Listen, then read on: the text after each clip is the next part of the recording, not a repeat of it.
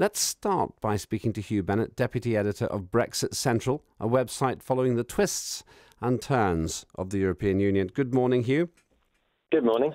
I guess this is grist to your mill. You're certainly being kept busy with these kind of questions. How do we solve a problem like the border? What's your solution? Well, it is certainly a very complex issue. There's no denying that. I think the key thing, if there's going to be a solution which keeps the border open, it's going to require a lot of flexibility. It's going to require a lot of flexibility on both sides, really more that has been shown by the EU in particular so far. I think when you go back to the position paper that the UK government published back in August, looking at solutions for the border, they were discussing things like customs waivers for small and medium-sized businesses, trusted trader schemes for larger businesses so they could do their customs checks away from the border.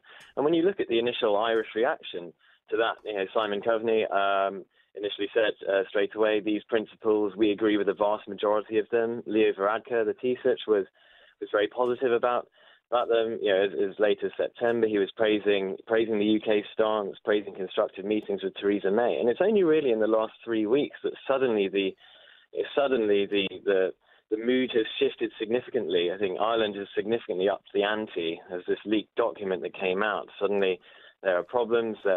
I think they're saying these problems we're not going to be able to fix them now. We need some solution before we're prepared to move on to trade. So I think it's only really recently that this I think Ireland has really sort of, I think there's even suggestions Ireland and the EU are deliberately sort of doing this to try and up leverage on the UK.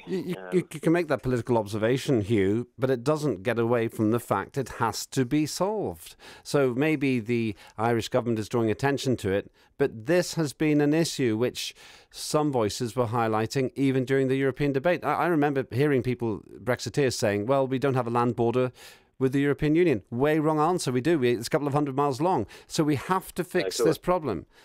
What do you think is the solution? Whoever is raising the ante, we've only got about 18 months to fix it. Yeah, well, I think, as I said, I think we need to have this flexible approach. The bottom line is that both sides have said they want an open border. So if you're starting from that position, you're thinking, well, okay, we've got trade coming across the border. We've got people coming across the border. That's fine. We're not going to have checks on people coming across the border. The common travel area will continue. That's been agreed already. So how do we deal with trade coming across the border? Is it so important to put rigid border posts and check every single car coming through the border just to check that there aren't a tiny minority of people who'd be breaking the rules? Is that really a price worth paying, given the disruption that will cause to the island? Because I think the idea of this waiver for small and medium-sized businesses, I think it makes perfect sense. The cross-border trade, this is all very much local trade. It's goods going to local markets. It's goods going between towns. These aren't big problems in terms of customs revenues, or the integrity of the single market or what have you. And then when you look at larger businesses, we already trust huge numbers of people in the UK to submit self-assessment tax returns. We trust a lot of people to do their customs declarations remotely, and I think it makes perfect sense to really expand these schemes in terms of Ireland. But I grew up in Northern Ireland, and there are hundreds of crossings, and then of course probably thousands of fields that you could walk across. The problem here, Hugh, is simply saying it's a small problem is essentially to say we haven't got an issue with people landing in Dublin Airport, driving 59 minutes up the road and coming into the United Kingdom. It makes a mockery of the idea of any kind of restriction in people travelling, for example. You just land in Dublin and come into the UK. That happens already. I think when you look at Ireland and the UK already have different visa regimes for people visiting. I think someone from South Africa, I think, can go to Ireland without a visa, but needs a visa for the United Kingdom.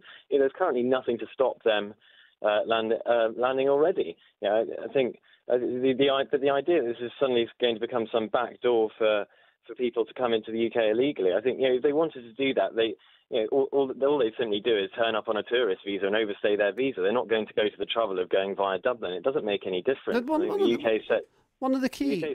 Sorry, go ahead. I interrupted you. Finish your point. All right. I think the UK said, in terms of immigration, it's going to control immigration in terms of access to benefits and access to work. I think immigration isn't controlled by physical border checks. Because anyone can come in on a tourist visa and simply overstay their visa. Yeah, but the thing is, if we build in this porous border, people in Kent who voted for Brexit could easily be meeting loads and loads of Europeans who land in Dublin and just come in with no trouble. It could be easier to come into Kent via Dublin than it is via Dover. Yeah, but I don't think it changes that. I don't think we're going to have some highly restrictive visa regime between the UK and the EU anyway. I think the latest suggestions, there's going to be 6 months visa-free travel, or perhaps even longer than that. So I think, again, why would anyone take the trouble of going via Dublin when they can just come in visa-free via Heathrow or via Dover? So if I don't think this backdoor argument is really as big a problem as people are suggesting. So if there's freedom of movement through Dover or between the north and the south of Ireland, and freedom of trade between any number of businesses across that border, what's the point of Brexit? Well, the point of Brexit obviously goes much deeper than that. This is fundamentally about democratic control in the United Kingdom and who's actually making the laws in the UK, and whether the EU is the right way to be structuring international cooperation, which I think there are a lot of arguments to say that it isn't. Of the fact that there are, I don't think anyone who supports Brexit is denying that there are a lot of challenges with Brexit that need to actually be that need to be dealt with in a serious and considered way. And obviously the Irish border is one of the biggest challenges that comes up with that. But I think by taking a flexible approach, by accepting that some small amount of smuggling, which is going to go on across the border, tolerating a small amount of smuggling is infinitely preferable to erecting hard border posts which create division and unrest on the island of Ireland. Is it possible, Hugh, that the Brexit campaign simply didn't think about it? Because what you're telling me is that we could just put up with having a porous border. People can wander in because you're saying they can get in other ways. And the trade, well, it's just the cost of doing business. Is that the Brexiteers' position on this? In other words, well, let's just ignore the problem and hope it's not too big. I don't think it's ignoring a problem at all. I think it's recognised. It's taking a proportionate approach to the problem. I think small and medium-sized businesses who are just engaged in local trade. This isn't something that needs to be regulated, in a heavy-handed way from Brussels and London. That's been going on very, very smoothly since the Good Friday Agreement, and I think there's no good economic arguments for disrupting that. Not for the larger businesses. There's going to be a very small number of businesses which make up a large amount of the revenue, and obviously I think we'd expect them to play by the rules. But if what you're saying is correct, in other words, there's no good economic reason to disrupt the trade between the north and the south, you're essentially saying there's no good economic reason to disrupt trade between a part of the United Kingdom and the rest of the EU. Why can't you apply that to the whole of the UK? In other words, let's stay in the single market.